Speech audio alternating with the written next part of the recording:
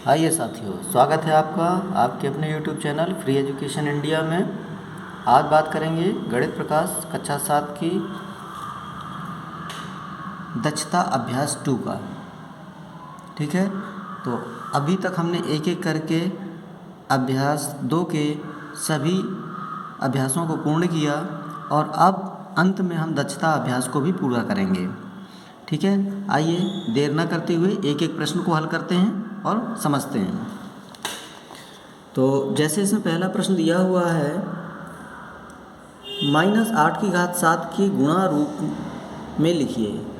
हाँ, के की जगह यहाँ को होना चाहिए कि इसमें इसको जो है हमें क्या करना है, गुणा के रूप में लिखना है। तो भाई ये तो बड़ी पुरानी बात हो गई है, क्योंकि पिछले चैप्टर के इसी चैप्टर के पिछले अभ्यासों में हमने कई सवालों को गुणा रूप में लिखा है। यानी इसको आपको 7 बार गुणा के रूप में लिख देना है। -8 गुणे -8 गुणे -8 गुणे -8 गुणे -8 गुणे -8, इस तरह से आप करके लिख देंगे भी, यही इसका गुणा रूप हो जाएगा। तो इसको आप स्वयं करेंगे। ठीक है, आइए अगले प्रश्न पर चलते हैं। 2 नंबर, -1/999 का मान बताइए। देखने में तो बड़ी घात लग रही है, 999। आप -1 गुणे -1 गुणे -1 999 बार करेंगे तो शायद आपको 2-3 घंटे का भी समय लग जाएगा। आपको ऐसा कतई नहीं करना है, आप ऐसा बिल्कुल नहीं करेंगे, बल्कि क्या करना है, -1 का है, आप जानते हैं कि 1 का कितनी बार भी गुणा करो 1 ही मिलता है। ये बात तो तय हो गई। अब बात करते हैं माइनस की, माइनस आएगा या नहीं। तो हमने बताया था आपको, ये जो 999 एक ऐसी संख्या है, सम संख्या है कि विषम संख्या है। तो 9 लास्ट में है, यानी कि ये विषम संख्या है। सम संख्या और विषम संख्या आप लोग जानते होंगे, नहीं जानती है तो इतना समझ लीजिए कि जो संख्या 2 से विभाजित हो जाती है वो सम संख्या होती है, और जो संख्या 2 से विभाजित नहीं होती है, जो संख्या 2 से विभाजित नहीं होती है, वही संख्या हमारी क्या होती है, विषम संख्या होती है। यानी कि ये विभाजित यदि नहीं हो रही तो ये कैसी है, ये विषम है।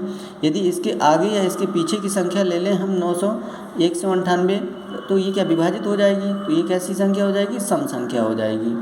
ठीक है, तो सम और विषम को हम यहाँ से देखते हैं कि ये 2 से विभाजित होगी या नहीं होगी। यदि हो जाती है तो सम संख्या, नहीं होती है तो विषम संख्या है। तो ये जो 999 है, ये क्या है, ये हमारी विषम संख्या है। और विषम संख्या जो होती है उसके केस में हमेशा -1 आएगा यहाँ पर। ठीक है, तो यहाँ पर क्या हो जाएगा, माइनस है तो अंत में -1 आना ही आना है। विषम संख्या में घात कितनी भी बड़ी हो, विषम संख्या है तो -1 आएगा, यदि सम संख्या की घात है तो +1 आएगा। बस इतना जानना है आपको। आइए अगले प्रश्न पर चलते हैं। 3 की घात 8 गुणे 3 की घात 12 का आधार 3 पर घातीय संकेतन लिखिए। अब घातीय संकेतन लिखना तो ये भी बहुत आसान चीज़ है, पिछले अभ्यास में आप कर चुके हैं, एक बार नहीं कई बार कर चुके हैं। फिर भी यदि आपको रिमाइंड करना है, याद करना है, यदि भूल गए हैं तो फिर से देख लीजिए। 3 है, दोनों के आधार समान है, 3 लिख दिया, और जब गुणा में है तो घातें क्या होती हैं, जुड़ जाती हैं। यानी कि 8 + 12 कर देंगे तो हमको क्या मिल जाएगा, 3 की घात 20। बस यही हमारा उत्तर हो गया। बहुत आसान सा छोटा सा सवाल था। आइए अगला चलते हैं। 4 नंबर, 9 की घात 7 भागे 9 की घात 3 का आधार 9 पर घातीय संकेतन लिखिए। यहाँ पर हमको क्या करना है कि घातीय संकेतन लिखना है।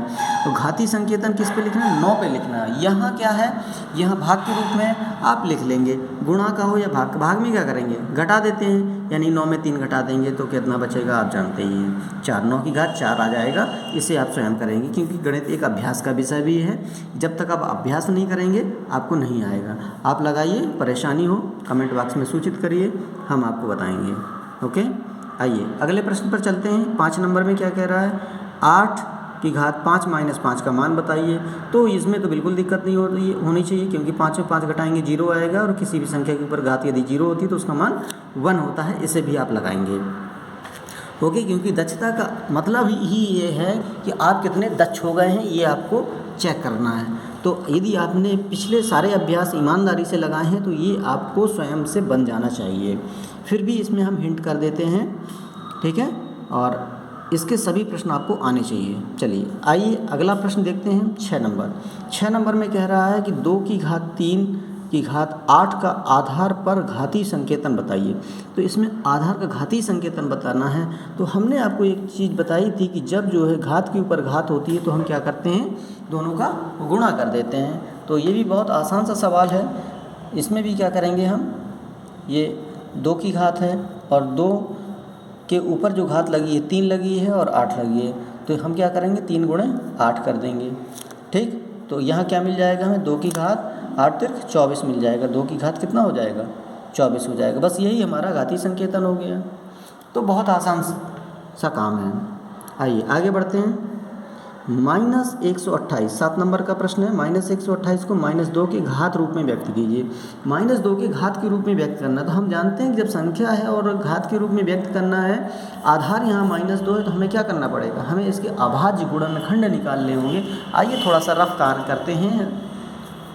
128 संख्या लिया हमने, यहाँ पर हम निकालते हैं। 2 का भाग दिया हमने, 2 छक्के 12, 2 चौको 8, फिर 2 से दिया, 2 तिया 6, 2 दूनी 4, फिर 2 से दिया, 2 एकम 2, 2 छक्के 12, 2 से दिया, 2 अट्ठे 16, फिर 2 चौको 8, फिर दिया, फिर कितना हो जाएगा, 2 दूनी 4। इस तरह से कितने 2 मिले, 1 2 3 4 5 6 7 2 मिले हमको। तो हम क्या लिखेंगे, -128 को हम लिख सकते हैं, क्या लिख सकते हैं, -2 गुणे -2 गुणे -2 गुणे -2, 7 बार लिखेंगे। ठीक है, गुणे -2 गुणे -2, 1 2 3 4 5 6 बार हो गया। एक बार और लिख देते हैं, -2। ठीक है, ये 2 ही है और अंत में क्या लिख देंगे, -2 की घात 7, क्योंकि कितनी बार है ये, 7 बार है, तो 7 लिख दिया। बस यही इसका घात रूप हो जाएगा। बहुत आसान है, ये आप कर चुके हैं, ये अपने मन से आपको कर लेना चाहिए था। चलिए आइए अगला देखते हैं। 8 नंबर। 7/9 की घात 2 भागे 14/3 की घात 2, दोनों की घातें समान हैं, को क्या करना है, सरल कर मान ज्ञात कीजिए। यानी कि पहले सरल करना है फिर मान ज्ञात करना है।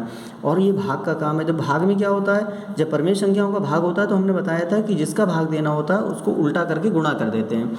यहाँ इसको भी वही काम करेंगे, क्योंकि दोनों में घातें समान है। घात एक बार लगा देंगे हम, तो 7/9 और गुणा का चिन्ह लगाया 3/14। अभी तक पढ़ते पढ़ते आपको कुछ तो समझ में आ ही गया होगा, तो थोड़ा सा स्टेप कम करते हैं। तो 3 से कटा, 3 त्रिक 9 और 7 दूनी 14। क्या मिला हमको यहाँ पर, 1/3 और 2, 3 दूनी 6 हो जाएगा। घात कितनी लग जाएगी, 2 लग जाएगी। अब इसका मतलब क्या है, 1/6 के ऊपर घात 2 लगी है, तो इसका मतलब है 1/6 गुणा 1/6, तो इसका उत्तर क्या आएगा, 1/36। यही हमारा उत्तर हो जाएगा। इस तरह से इसको लगा लेंगे, बिल्कुल कठिन नहीं है, आराम से लगाइएगा, और यदि समझ में आ रहा है सब कुछ होता जाएगा। आगे बढ़ते हैं। 9 नंबर में। 9 नंबर में क्या है, -4 की घात 4 किस संख्या का गुणात्मक प्रतिलोम है। गुणात्मक प्रतिलोम का मतलब ये है कि इसमें किस संख्या का गुणा किया जाए कि हमको 1 मिल जाए। ठीक है, गुणात्मक प्रतिलोम का मतलब ये होता है कि कौन सी संख्या का इसमें गुणा किया जाए कि हमको 1 मिल जाए। तो देखो सीधी सी बात है कि इसका जो गुणात्मक प्रतिलोम निकालेंगे हम, तो किसका गुणा करना पड़ेगा, घात 4 है, तो इसका मतलब इसको 0 करना है। 0 कैसे होगा, जब यहाँ -4 हो जाए, 4 में 4 घटाएंगे 0 मिल जाएगा। तो बस यही लिख दिया जाएगा, इसका जो गुणात्मक प्रतिलोम है, इसका जो गुणात्मक प्रतिलोम है वो गुणात्मक प्रतिलोम क्या हो जाएगा, -4 की घात -4, यानी कि इसका -4 हो जाएगा। यही इसका गुणात्मक प्रतिलोम हो जाएगा। यानी कि जब ये संख्या इसकी गुणात्मक प्रतिलोम है तो ये इसकी, ये दोनों एक दूसरे के गुणात्मक प्रतिलोम हुए। ठीक, तो इसका मतलब ये हो गया कि इसका जो गुणात्मक प्रतिलोम है क्या हो जाएगा, -4 की घात -4। ठीक, ये इस तरह से आपका ये उत्तर हो जाएगा। आइए अगला नंबर है, पृथ्वी से चंद्रमा की औसत दूरी इतने मीटर है, इसे वैज्ञानिक संकेतन में लिखिए। तो अब ये तो बात पुरानी हो गई, आपको हम कई बार बता चुके हैं वैज्ञानिक संकेतन कैसे करना है। आप कर लेंगे इनको। वैज्ञानिक संकेतन का मतलब क्या है, 10 की घात के रूप में लिखना। और दशमलव को एक अंक पहले तक लाके रखना, यानी कि 1 से 10 के बीच वाले अंक में लाके रखना। तो जितने स्थान चलेंगे उतने जीरो हमको मिल जाएंगे। पिछले अभ्यास में हमने ये आपको बहुत अच्छे से बताया हुआ है, आप उसको देखेंगे और समझेंगे और लगाएंगे। देखो गणित में क्या है, एक एक अभ्यास को, एक एक सवाल को आप जब तक नहीं लगाएंगे तब तक आपको नहीं आएगा। समझने के बाद आप फिर से उसको लगाएंगे। ठीक, आइए अगले प्रश्न पे चलते हैं। अगला प्रश्न क्या कहता है गणित पे, वो प्रकाश की एक किरण द्वारा वर्ष में तय की गई दूरी ये है, मीटर है, इसे वैज्ञानिक संकेतन। तो देखिए वैज्ञानिक संकेतन में इसको भी लिखना, ये भी उसी तरह से आप लिख सकते हैं इसको। ठीक है, लिखिएगा। और यदि नहीं बनता, कोई समस्या आती है तो हमको बताइएगा कमेंट बॉक्स में, हम आपका अगले वीडियो में उसका उत्तर देंगे। 12 नंबर में क्या है, 2 की घात 38 गुणे 5 की घात 32 का मान बताइए, का मान ज्ञात कीजिए तथा बताइए इसमें कुल कितने अंक हैं। वाह, ये प्रश्न थोड़ा मज़ेदार है, लेकिन संकेत भी दिया हुआ है। चाहो तो इसको देख के आप लोग खुद ही हल कर सकते हो, लेकिन यदि संकेत आपको समझ में नहीं आ रहा है तो हम बता भी देते हैं इसको। तो आइए देखिए, यहाँ लिखा हुआ है 2 की घात 38 गुणे 5 की घात 32। यहाँ 32 घात है और यहाँ 38 घात है, यानी इसमें 6 घात ज़्यादा है, इसमें 6 घात कम है। तो हम ऐसा करते हैं, दोनों की घातें पहले बराबर करते हैं। तो हमने क्या किया, 2 की घात 38 को हमने लिख दिया 2 की घात 6 गुणे 2 की घात 32 गुणे 5 की घात 32। अब ये क्या हुआ, देखो गुणा में घातें क्या जुड़ती हैं, 6 32 और 6 38 हो जाएगा जोड़ देंगे तो बात वही होगी। यानी कि इन दोनों की जगह हमने ये 2 संख्याएं लिख दी और 5 की घात 32 ये लिख दिया।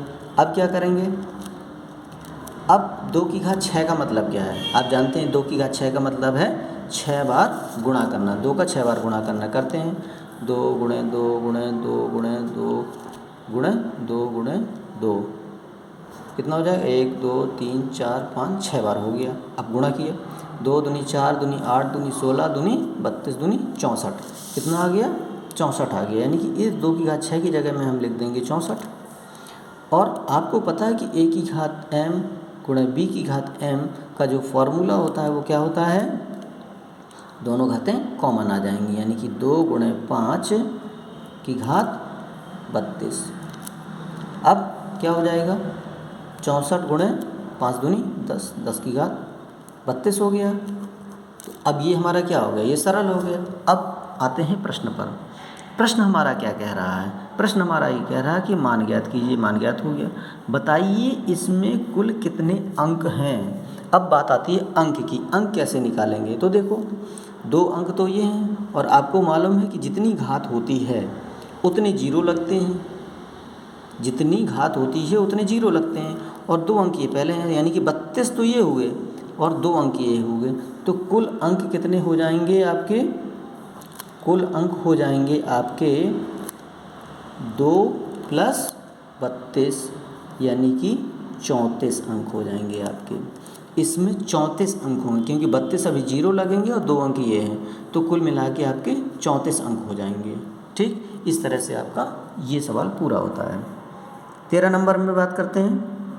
1 ग्राम दही में कितना है, 10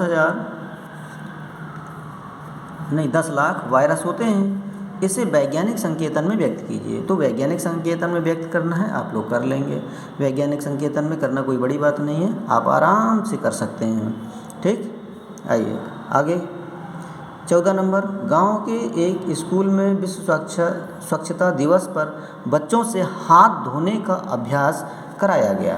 प्रत्येक बच्चा हाथ धोने में 2 मिनट का समय लगाता है।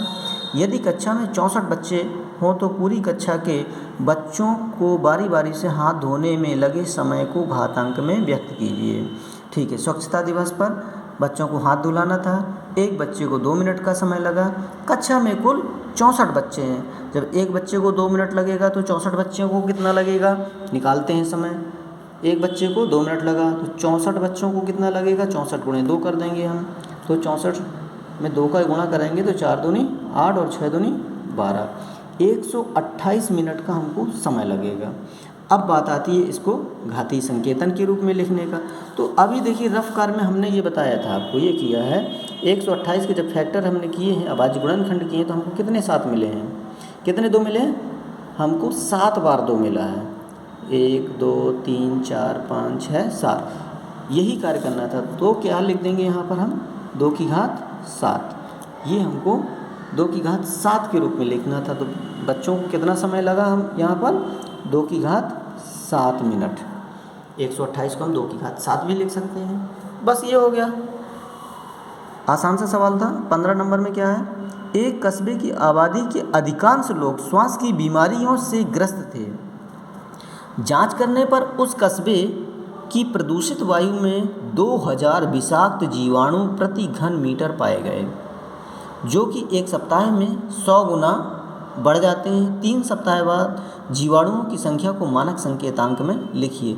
देखिए, प्रदूषित वायु में जो विषाक्त विषाणु थे, कितने थे विषाक्त जीवाणु, 2000 थे, और एक सप्ताह में 100 गुना बढ़ भी जाते हैं। तो अब ये हमें पता करना है कि 3 सप्ताह बाद कितने हो जाएंगे, पता करते हैं। विषाक्त जीवाणु हमारे हैं 2000 प्रति घन मीटर, कितने हैं प्रति घन मीटर है। इसको हम लिख सकते हैं 2 × 10 की घात 3, क्योंकि 1000 का गुणा हुआ है, 3 जीरो है, 10 की घात 3 हो जाएगा। आगे बढ़ते हैं, एक सप्ताह बाद क्या है, एक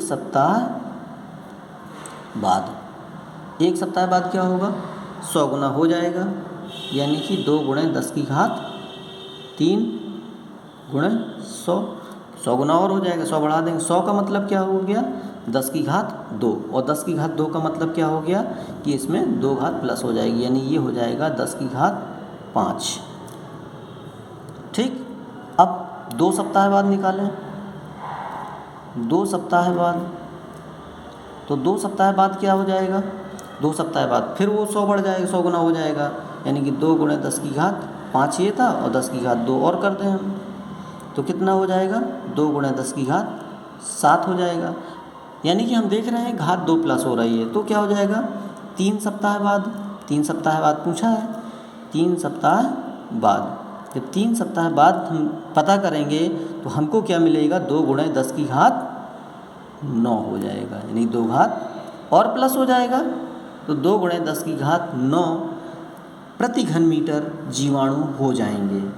ठीक है, तो जीवाणु कितने हो जाएंगे, 2 × 10 की घात 9 प्रति घन मीटर जीवाणु हो जाएंगे, विषाक्त जीवाणु इतने हो जाएंगे।